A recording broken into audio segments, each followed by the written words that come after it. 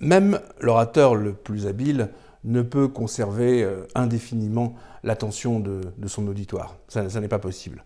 À un moment donné, ceux qui écoutent moins bien, ceux qui écoutent entendent moins, pensent à autre chose, et puis se laissent distraire. Il est donc très important de savoir à quel moment on va formuler les idées qui comptent, les idées forces, les idées pour lesquelles, effectivement, au fond, on prend la parole. À quel moment mettre de l'intensité, à quel moment, au contraire, relâcher un petit peu la tension de son discours pour que ceux qui écoutent, justement, prennent aussi le temps de relâcher leur attention. Comment faire, donc, pour organiser ces idées dans l'ordre, on va dire, le plus efficace?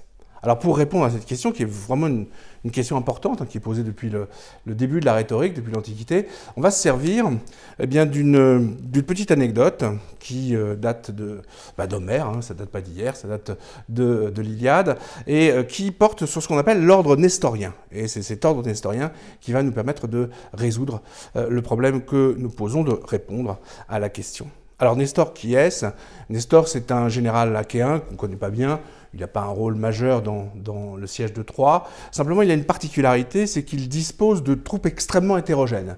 Il a des guerriers très très valeureux, très bien entraînés, des troupes d'élite.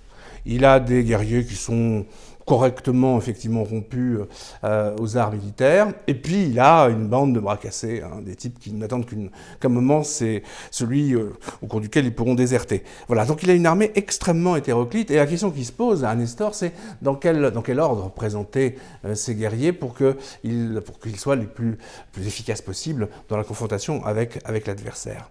Alors traditionnellement, quand on posait cette question aux étudiants qu'on préparait aux grands oraux, eh bien ils avaient toujours le réflexe qui consistait à dire bon, on met d'abord, en premier lieu, on met les troupes d'élite, on met effectivement donc les meilleurs donc emportent la décision, puis après derrière il y a ceux qui sont un peu moins forts, et puis bon les derniers, peu importe. Bon, ça, c'est cette possibilité-là qui est souvent retenue. Il y a l'autre aussi qui consiste à d'abord mettre en première ligne les plus faibles en les sacrifiant, et puis là on monte dans le crescendo et on termine avec la garde-meuble, mais qui ne se rend pas, avec les troupes d'élite.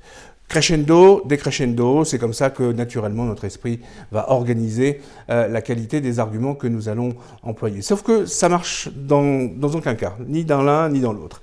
Dans le cas du décrescendo, oui, on a donné le meilleur au début, mais qu'est-ce qu'on va laisser à la fin? La pire des impressions. Et dans le cas du crescendo, alors là c'est presque encore pire parce qu'on n'ira jamais jusqu'au moment final où effectivement on entendra l'apothéose du discours, on n'arrivera jamais à la conclusion qui est supposée être la plus brillante. Donc l'ordre nestorien, c'est un ordre très singulier qui va permettre ensuite de rythmer donc les prises de parole qu'on va construire et qu'on va effectivement donc ordonner. C'est un ordre qui consiste à, dans un premier temps, en effet, placer les troupes d'élite, c'est-à-dire les arguments chocs, ce pourquoi on prend la parole.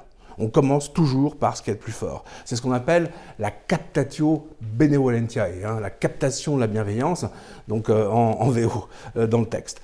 Donc la captation de la bienveillance, pourquoi? Parce que les gens qui vous écoutent, bon, il faut aller les chercher. Ils sont venus, ils sont là, ils ne savent pas exactement à quoi s'attendre. Il va falloir effectivement aller les prendre, les surprendre, saisir leur attention.